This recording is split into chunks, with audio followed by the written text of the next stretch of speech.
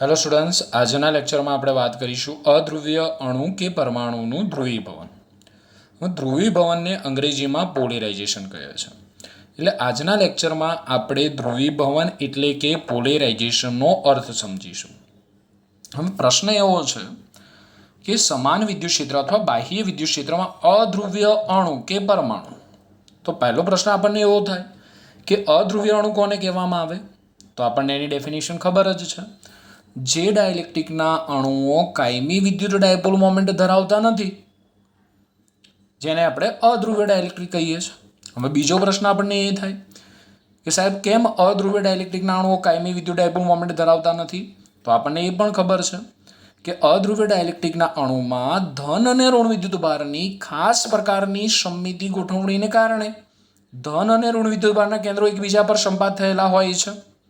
આથી અધ્રુવીય ડાયલેક્ટ્રિકના અણુઓ કાયમી વિદ્યુત ડાયપોલ મોમેન્ટ ધરાવતા નથી.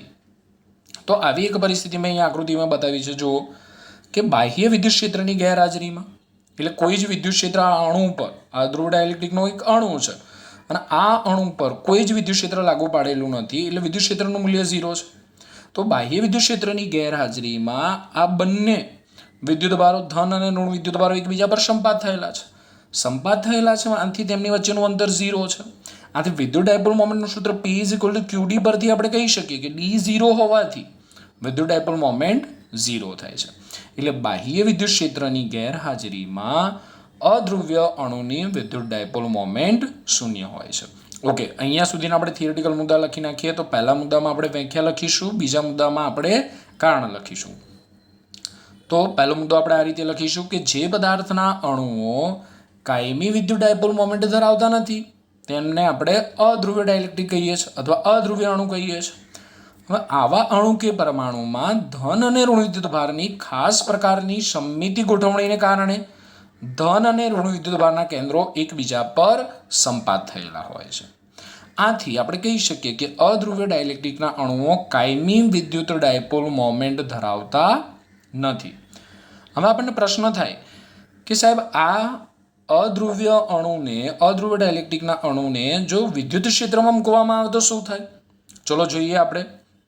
ચલો એક કામ કરીએ, આ અણુને આપણે વિદ્યુત ક્ષેત્રમાં મૂકી દઈએ. હવે આ અણુમાં આપણે જોઈએ છે કે ધન અને ઋણ વિદ્યુત ભારના કેન્દ્રો એકબીજા પર સંપાત થયેલા છે. હવે વિદ્યુત ક્ષેત્રમાં મૂકવામાં આવે તો શું થાય? તો આપણને એ પણ ખબર છે કે વિદ્યુત ભારિત કણને વિદ્યુત ક્ષેત્રમાં મૂકવામાં આવે તો એક બળ લાગે. ધન વિદ્યુત ભારિત કણ પર વિદ્યુત ક્ષેત્રની દિશામાં બળ લાગે, ઋણ વિદ્યુત ભારિત કણ પર વિદ્યુત ક્ષેત્રની વિરુદ્ધ દિશામાં બળ લાગે છે. એટલે મેં અહીંયા બાહ્ય વિદ્યુત ક્ષેત્રને E0 વડે દર્શાવેલું છે. એટલે આ અધ્રુવીય અણુનો જે ધન વિદ્યુત ભાર છે એ ધન વિદ્યુત ભાર પર આ બાહ્ય વિદ્યુત ક્ષેત્ર E0 ને લીધે જમણી બાજુ બળ લાગે છે અને આ જે ઋણ વિદ્યુત ભાર છે એ ઋણ વિદ્યુત ભાર પર બાહ્ય વિદ્યુત ક્ષેત્ર E0 ને લીધે ડાબી બાજુ બળ લાગે છે.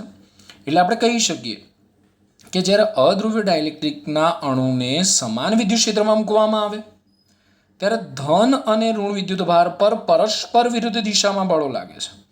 આથી એમના જે કેન્દ્રો છે, ધન અને ઋણ વિદ્યુત ભારના જે કેન્દ્રો છે, પરસ્પર વિરુદ્ધ દિશામાં સ્થાનાંતરિત થાય છે.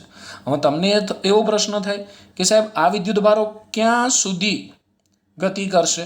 સમજો આ ખાસ. તો અહીંયા બાહ્ય વિદ્યુત ક્ષેત્ર E0 ને લીધે ધન વિદ્યુત ભાર પર જમણી બાજુ, ઋણ વિદ્યુત ભાર પર ડાબી બાજુ બળ લાગે છે. પરિણામે બંને વિદ્યુત ભારોના કેન્દ્રો એકબીજાથી સ્થાનાંતરિત થાય છે. હવે આ જે વિદ્યુત ભારો છે એ વિદ્યુત ભારોને લીધે આ અણુની અંદર એક વિદ્યુત ક્ષેત્ર ઉત્પન્ન થાય છે. એ વિદ્યુત ક્ષેત્રને હું ધારો કે E' વડે દર્શાવી દઉં અને આ વિદ્યુત ક્ષેત્રને આપણે કહી શકીએ આંતરિક વિદ્યુત ક્ષેત્ર. આ વિદ્યુત ક્ષેત્રનું નામ આપી દઉં છું આંતરિક, અથવા ઇન્ટરનલ કહી દઈએ આપણે, આંતરિક વિદ્યુત ક્ષેત્ર, જેને આપણે EI કહી દઈએ, ઇન્ટરનલ, અને આઉટસાઇડ ઇલેક્ટ્રિક ફિલ્ડ આપણે કહી દઈએ. ઓકે, અહીંયા ક્લિયર થાય છે કે આ બંને વિદ્યુત ભારો પરસ્પર વિરુદ્ધ દિશામાં સ્થાનાંતરિત થાય છે, જેને કારણે આ અણુના અંદરના વિસ્તારમાં આંતરિક વિદ્યુત ક્ષેત્ર ઉત્પન્ન થાય છે. હવે આ જે વિદ્યુત ક્ષેત્ર અહીંયા ઉત્પન્ન થયું છે એની દિશા કઈ હોય? પોઝિટિવ ટુ નેગેટિવ હોય. હવે આ જે વિદ્યુત ક્ષેત્ર છે, પેનથી લખવું એટલે તમને દેખાય, આ જે ઇન્ટરનલ ઇલેક્ટ્રિક ફિલ્ડ છે એ પોઝિટિવથી નેગેટિવની દિશામાં હોય. એટલે આ ધન વિદ્યુત ભાર છે એ ધન વિદ્યુત ભાર પર કઈ દિશામાં બળ લગાડશે? ડાબી બાજુ. અને ઋણ વિદ્યુત ભાર પર કઈ દિશામાં બળ લગાડશે? જમણી બાજુ. તો જ્યારે આ આંતરિક વિદ્યુત ક્ષેત્ર એ બાહ્ય વિદ્યુત ક્ષેત્ર જેટલું થાય ને ત્યારે આ વિદ્યુત ભારોની ગતિ અટકી જાય અને એમના સ્થાનો પર એ સ્થિર થઈ જશે. ધારો કે આ બંને વિદ્યુત ભારો સ્થિર થાય ત્યારે એમની વચ્ચેનું અંતર ડી છે.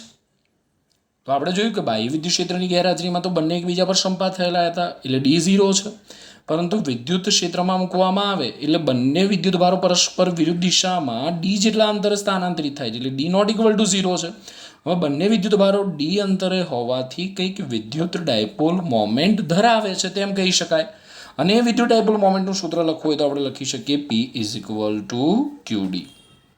ઓકે, આ બીજો વિભાગ ખાસ સમજો. મેં તમને એવું કીધું કે જ્યારે આ અણુને વિદ્યુત ક્ષેત્રમાં મૂકવામાં આવે ત્યારે આ બાહ્ય વિદ્યુત ક્ષેત્ર E0 ને લીધે ધન વિદ્યુત ભાર પર જમણી બાજુ, ઋણ વિદ્યુત ભાર પર ડાબી બાજુ બળ લાગે. પરિણામે આ વિદ્યુત ભારો પરસ્પર વિરુદ્ધ દિશામાં સ્થાનાંતરિત થાય છે, જેના પરિણામે આ જે ડાયલેક્ટ્રિકનો અણુ છે એની અંદરના વિસ્તારમાં વિદ્યુત ક્ષેત્ર ઉત્પન્ન થયું ને એ વિદ્યુત ક્ષેત્રને આપણે કીધું આંતરિક વિદ્યુત ક્ષેત્ર. હવે જ્યારે બાહ્ય વિદ્યુત ક્ષેત્રને લીધે આ વિદ્યુત ભારો પર લાગતું બાહ્ય બળ એ આંતરિક વિદ્યુત ક્ષેત્રને કારણે વિદ્યુત ભારો પર લાગતા પુનઃસ્થાપક બળ જેટલું થાય ને ત્યારે આ વિદ્યુત ભારોની ગતિ અટકી જાય અને પોતાના સ્થાનો પર એ સ્થિર થઈ જશે. તો આપણે કીધું કે ધારો કે આ બંને વિદ્યુત ભારો ડી જેટલા અંતરે સ્થિર થાય છે. તો પછી આ જે અણુ છે એ અણુને આપણે ડાયપોલ મોમેન્ટનું સૂત્ર લખવું હોય તો કઈ રીતે લખી શકીએ? P is equal two QD. હું તમને પ્રશ્ન પૂછું કે આ વિદ્યુત ડાયપોલ મોમેન્ટ અધ્રુવ્ય ડાયલેક્ટ્રિકના અણુમાં વિદ્યુત ડાયપોલ મોમેન્ટ પ્રેરિત થઈ ક્યારે? તો આપણે કહી શકીએ કે જ્યારે આ અણુને વિદ્યુત ક્ષેત્રમાં મૂકવામાં આવે ત્યારે અધ્રુવ્ય ડાયલેક્ટ્રિકના અણુની અંદર વિદ્યુત ડાયપોલ મોમેન્ટ પ્રેરિત થાય છે. તો આ જે વિદ્યુત ડાયપોલ મોમેન્ટ પ્રેરિત થવાની જે ઘટના છે એ ઘટનાને કહેવામાં આવે છે ધ્રુવીભવન. ધારો કે આપણે સંધિ છૂટી પાડીને સમજીએ કે ધ્રુવીભવન એટલે શું? તો ધ્રુવોનું ભવન. ધ્રુવીભવન એટલે ધ્રુવો. તો અહીંયા કયા ધ્રુવો છે? એક ધન ધ્રુવ છે, એક ઋણ ધ્રુવ છે. જોઈ શકો છો અહીંયા એક ધન ધ્રુવ છે, ઋણ ધ્રુવ છે. પહેલા ધન ધ્રુવ અને ઋણ ધ્રુવ એકબીજા પર સંપાત થયેલા હતા, પરંતુ જ્યારે એમને વિદ્યુત ક્ષેત્રમાં મૂકવામાં આવે ત્યારે ધન ધ્રુવ અને ઋણ ધ્રુવનું પરસ્પર વિરુદ્ધ દિશામાં સ્થાનાંતર થાય છે. સ્થાનાંતર થાય છે એ ઘટનાને આપણે નામ આપી દીધું ધ્રુવીભવન, જેને આપણે અંગ્રેજીમાં શું કહીએ છીએ? પોલેરાઇઝેશન. ઓકે, ધ્રુવીભવન એટલે જ પોલેરાઇઝેશન અને પોલેરાઇઝેશન એટલે જ ધ્રુવીભવન. બંને અલગ અલગ શબ્દ નથી. ઓકે, ક્લિયર થાય છે? ધ્રુવીભવન એટલે શું? ધ્રુવોનું સ્થાનાંતર થવું, ધન ધ્રુવ અને ઋણ ધ્રુવોનું સ્થાનાંતર થવું. ક્યારે ધન ધ્રુવ અને ઋણ ધ્રુવો પરસ્પર વિરુદ્ધ દિશામાં સ્થાનાંતર કરે? તો જ્યારે એમને વિદ્યુત ક્ષેત્રમાં મૂકવામાં આવે ત્યારે. ઓકે, તો પહેલી આકૃતિ પરથી આપણે 2 મુદ્દા લખીશું. હવે બીજી આકૃતિ પરથી કેવા મુદ્દા લખવાના છે સમજો. એકદમ સિમ્પલ રીતે લખીશું કે આવા અધ્રુવ્ય અણુ કે પરમાણુને સમાન વિદ્યુત ક્ષેત્રમાં મૂકવામાં આવે ત્યારે ધન અને ઋણ વિદ્યુત ભારો પર પરસ્પર વિરુદ્ધ દિશામાં બળો લાગે છે. આથી ધન અને ઋણ વિદ્યુત ભારના કેન્દ્રો એકબીજાથી પરસ્પર વિરુદ્ધ દિશામાં સ્થાનાંતરિત થાય છે અને વિદ્યુત ડાયપોલ મોમેન્ટ પ્રેરિત થાય છે. ક્લિયર થાય છે આ મુદ્દો? એકદમ સિમ્પલ રીતે લખવાનું છે. ફરીથી રિપીટ કરું છું કે જ્યારે અધ્રુવ્ય ડાયલેક્ટ્રિકના અણુને સમાન વિદ્યુત ક્ષેત્રમાં મૂકવામાં આવે ત્યારે ધન અને ઋણ વિદ્યુત ભારો પર પરસ્પર વિરુદ્ધ દિશામાં બળ લાગે છે, જેના પરિણામે તેમના કેન્દ્રો પરસ્પર વિરુદ્ધ દિશામાં સ્થાનાંતરિત થાય છે, જેને પરિણામે વિદ્યુત ડાયપોલ મોમેન્ટ પ્રેરિત થાય છે. અને આ વિદ્યુત ડાયપોલ મોમેન્ટ પ્રેરિત થવાની ઘટનાને અણુનું ધ્રુવીભવન કે પોલેરાઇઝેશન કહે છે. ચલો, ક્લિયર છે દરેક વિદ્યાર્થીને અહીંયા સુધી? તો હું તમને પૂછું સિમ્પલ રીતે કે ધ્રુવીભવન એટલે શું? તો તમારે મને બહુ ટૂંકમાં જવાબ આપવાનો કે સાહેબ ધ્રુવીભવન એટલે વિદ્યુત ડાયપોલ મોમેન્ટ પ્રેરિત થવાની ઘટના. હા, હું તમને પૂછું કે વિદ્યુત ડાયપોલ મોમેન્ટ શેને કારણે પ્રેરિત થાય? તો તમારે મને કહેવાનું કે જ્યારે અણુનું વિદ્યુત ક્ષેત્રમાં મૂકવામાં આવે ત્યારે વિદ્યુત ડાયપોલ મોમેન્ટ પ્રેરિત થાય છે. એટલે કે વિદ્યુત ડાયપોલ મોમેન્ટ પ્રેરિત થવાનું કારણ વિદ્યુત ક્ષેત્ર છે. ઓકે, હવે આ પ્રેરિત વિદ્યુત ડાયપોલનું મૂલ્ય કેટલું હોય? તો આપણે અહીંયા જોયું કે જો બંને વિદ્યુત ભારો એકબીજાથી ડી જેટલા અંતરે ગોઠવાયેલા હોય તો પ્રેરિત વિદ્યુત ડાયપોલ મોમેન્ટનું મૂલ્ય P બરાબર QD જેટલું હોય છે. જ્યાં ડી શું છે? તો ડી એ સ્થાનાંતરિત થયેલા વિદ્યુત ભારોના કેન્દ્રો વચ્ચેનું અંતર છે. આગળ જઈએ. જો વિદ્યુત ક્ષેત્ર બહુ પ્રબળ ન હોય, સમજો ખાસ મુદ્દો, જો વિદ્યુત ક્ષેત્ર, આ જે વિદ્યુત ક્ષેત્ર આપણે અહીંયા લીધું બાહ્ય વિદ્યુત ક્ષેત્ર, જેને આપણે શેના વડે દર્શાવેલું છે E0, જો આ બાહ્ય વિદ્યુત ક્ષેત્ર E0 બહુ પ્રબળ ન હોય ને, તો પ્રેરિત વિદ્યુત ડાયપોલ મોમેન્ટ એ વિદ્યુત ક્ષેત્રના સમપ્રમાણમાં હોય છે. આ પ્રેરિત ડાયપોલ મોમેન્ટ છે એ વિદ્યુત ક્ષેત્રના સમપ્રમાણમાં હોય, એટલે આપણે લખી શકીએ કે સદિશ P ચલે છે E0, આ ચલે છે ભાઈ. હું સમપ્રમાણતા અચળાંક લઉં તો સમપ્રમાણતા અચળાંક મેં લીધો આલ્ફા. સમજો, આને આમ ના વાંચતા, P બરાબર ચલે છે E0, આ છે આલ્ફા. મેં અહીંયા સમપ્રમાણતા અચળાંક લીધો છે આલ્ફા. ચલે અને આલ્ફા બંને મારા એક જેવા સંકેત થાય છે, એટલે કન્ફ્યુઝ ના થતા. ઓકે, તો વિદ્યુત ક્ષેત્ર E0 બહુ પ્રબળ ન હોય તો પ્રેરિત વિદ્યુત ડાયપોલ મોમેન્ટ એ વિદ્યુત ક્ષેત્રના સમપ્રમાણમાં છે. સમપ્રમાણતા અચળાંક લઈએ આપણે તો આપણે લખી શકીએ P સદિશ બરાબર આલ્ફા E0 સદિશ. દરેક વિદ્યાર્થીને પ્રશ્ન થાય કે સાહેબ આલ્ફા શું છે, તો એના પરથી આપણને MCQ પૂછાય છે. જોઈએ આલ્ફા શું છે. તો આલ્ફાને અણુની ધ્રુવીયતા, આલ્ફાને અણુની ધ્રુવીયતા અથવા ઇંગ્લિશમાં કહેવામાં આવે છે પોલેરાઇઝિબિલિટી.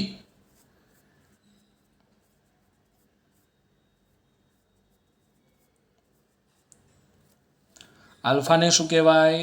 ગુજરાતીમાં કહેવાય અણુની ધ્રુવીયતા અને અંગ્રેજીમાં કહેવાય પોલેરાઇઝિબિલિટી. હવે કન્ફ્યુઝ ના થતા, પોલેરાઇઝેશન અને પોલેરાઇઝિબિલિટીની અંદર આપણે એનું સૂત્ર લખવું હોય તો કઈ રીતે લખી શકીએ? તો એનું સૂત્ર લખવું હોય તો આપણે હમણાં જ એક સૂત્ર સાબિત કર્યું અહીંયા કે જો વિદ્યુત ક્ષેત્ર બહુ પ્રબળ ના હોય તો પ્રેરિત વિદ્યુત ડાયપોલ મોમેન્ટ એ વિદ્યુત ક્ષેત્રના સમપ્રમાણમાં હોય. તો આપણે સમપ્રમાણતા અચળાંક લીધો P is equal to alpha E0. તો હું આલ્ફાને કરતા બનાવું તો સૂત્ર બને alpha is equal to P by E0.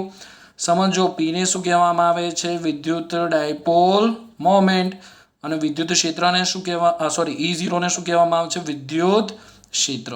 તો આની આપણે વ્યાખ્યા લખવી હોય તો લખી શકીએ અણુની ધ્રુવીયતાની કે વિદ્યુત ડાયપોલ મોમેન્ટ P અને વિદ્યુત ક્ષેત્ર E ના ગુણોત્તરને આપણે કહીએ છીએ અણુની ધ્રુવીયતા. હું વ્યાખ્યા લખી નાખું.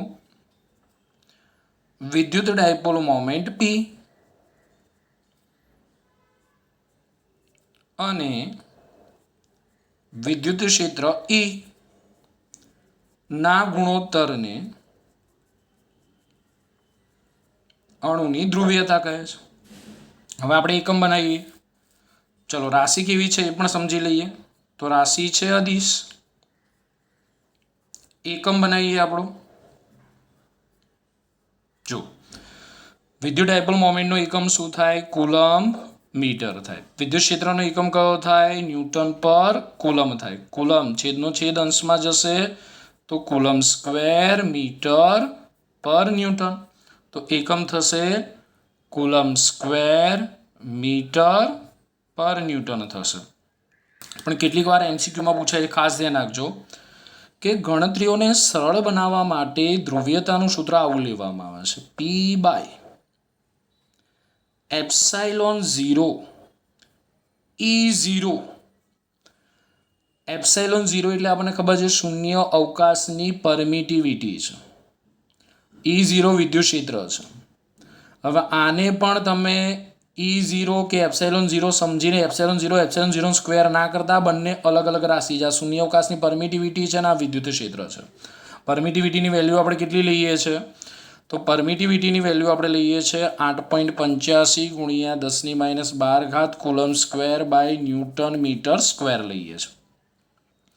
તો કેટલીક વાર ગણતરીઓ સરળ કરવા માટે આલ્ફાનું સૂત્ર પણ આ રીતે લેવામાં આવે છે. Alpha is equal to P by epsilon 0 E0.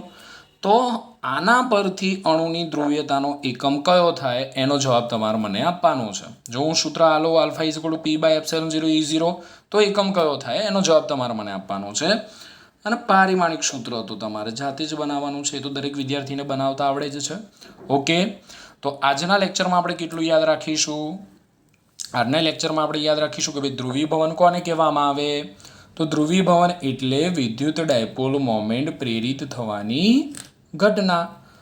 તો વિદ્યુત ડાયપોલ મોમેન્ટ ક્યારે પ્રેરિત થાય? તો અધ્રુવીય ડાયલેક્ટ્રિકના અણુને સમાન વિદ્યુત ક્ષેત્રમાં મૂકવામાં આવે એટલે ધન અને ઋણ વિદ્યુત ભાર પર પરસ્પર વિરુદ્ધ દિશામાં બળ લાગે, જેને કારણે વિદ્યુત ડાયપોલ મોમેન્ટ પ્રેરિત થાય. તો પ્રેરિત વિદ્યુત ડાયપોલ મોમેન્ટનું સૂત્ર લખવું હોય તો આપણે એક સૂત્ર આ રીતે લખી શકીએ, P બરાબર QD. બીજું સૂત્ર આ રીતે પણ લખી શકાય, P is equal to alpha E0. બે સૂત્રો યાદ રાખવાના તમારે અહીંયા, P is equal two QD અને P is equal to alpha E0.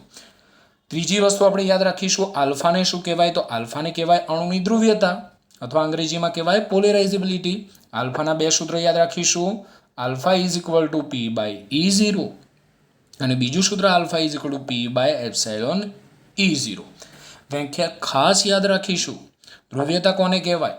તો વિદ્યુત ડાયપોલ મોમેન્ટ P અને વિદ્યુત ક્ષેત્ર E ના ગુણોત્તરને આપણે કહીએ છીએ અણુની ધ્રુવીયતા અથવા એને કહેવામાં આવે છે પોલેરાઇઝેબિલિટી. કેવી રાશિ છે? અદિશ રાશિ છે. એનો એક એકમ આપણે કયો બનાવ્યો? કુલમ સ્ક્વેર મીટર પર ન્યૂટન. બીજો એકમ તમારે જાતે બનાવવાનો છે અને પારિમાણિક સૂત્ર તમારે જાતે બનાવવાનું છે. તો MCQમાં આપણને આ ક્વેશ્ચનમાંથી ક્વેશ્ચનો પૂછી શકાય.